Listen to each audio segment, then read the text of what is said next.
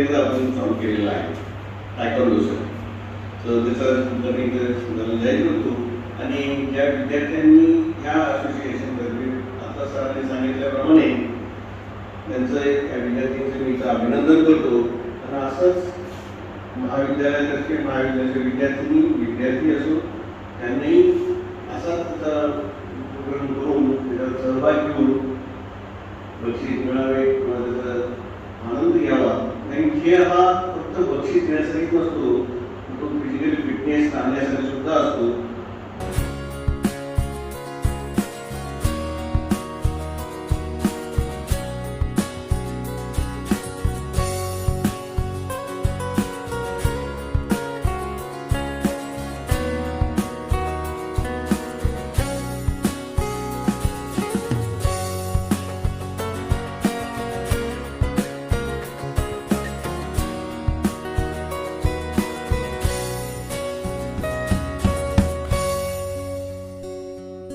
तुम्ही किती जाता?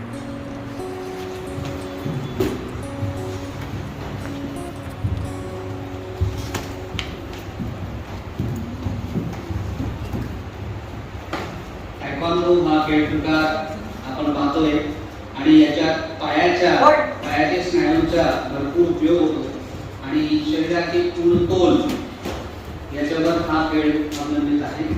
टायक्वांडो स्पर्धेत वेगवेगळे विषयी किक मारण्याचा प्रयत्न दोन्ही खेळाडूंतर्फे केला जातो आणि त्यात ज्यांनी प्रावीण्य मिळवले त्याला विजयी घोषित केला जातो.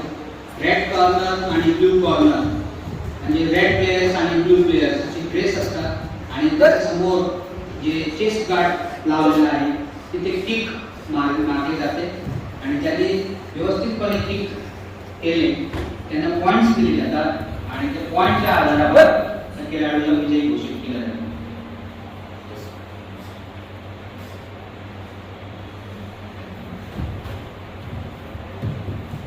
दोन्ही महिला खेळाडू आपल्या टायक्वांडोचे कौशल्य दाखवत आहेत आणि त्याच्याने एक संदेश मिळतो की हम किसी से कम नाही आणि याच्यातलाही संदेश सर्वच लोकांपर्यंत पोहोचला पाहिजे याची जाणीव ठेवून आपण इथे आजच्या महिला दिवस हा साजरा करतोय.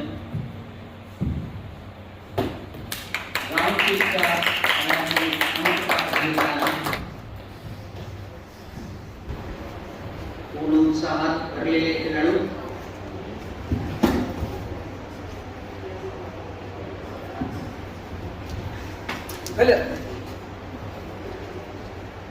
टायक्वांडो हा martial art Korean martial art मध्ये समाविष्ट केला जातो.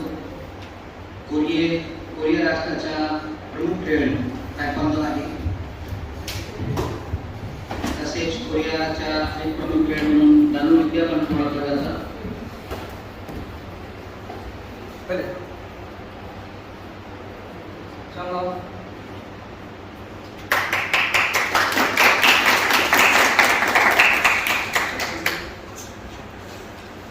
टायक्वांडोमध्ये आपलं स्वतःचं संरक्षण झालं पाहिजे. संरक्षण कसं करता येतो त्याचं एक आपण प्रत्येक बघितलं आणि ह्या खेळामुळे आपण स्वतःचं म्हणजे संरक्षण कुठेही कोणी आपल्याला एखाद्या वेळेला अशी गरज पडली तर आपल्याला संरक्षण करता यायला पाहिजे.